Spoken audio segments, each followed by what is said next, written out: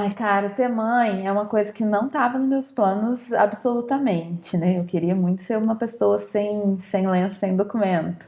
Eu queria muito viajar e conhecer coisa nova, gente nova. Não que eu não faça hoje em dia, mas claro que com muito menos ênfase, né?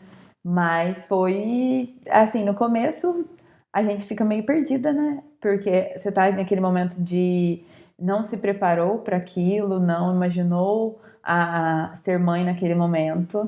E junto com aquela coisa de você estar ali nos seus 20 e poucos anos, você tem que correr atrás, você tem que ser alguém, você tem que se estabelecer de alguma forma. Então, assim, eu fui uma pessoa que pude ficar um tempo maior com a minha filha quando ela era bebê.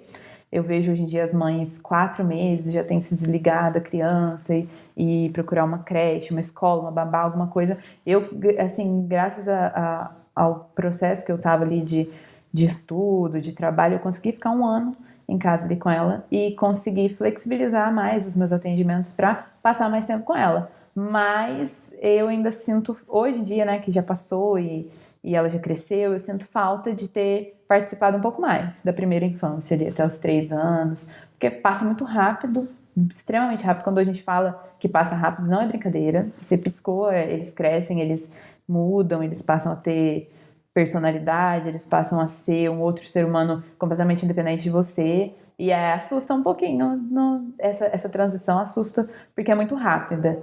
Mas hoje em dia eu converso com as minhas amigas que são da minha idade, elas falam, nossa, se eu pudesse, eu tinha tido um filho mais cedo. Porque hoje em dia a gente é muito parceira, né? Ela tem 10 anos e a gente senta, a gente vê filme junto, a gente vê série juntas, a gente gosta de praticamente as mesmas coisas. Eu me vejo. Isso é um negócio muito legal, porque depois que eles começam a ter a individualidade deles, você começa a ver que você neles.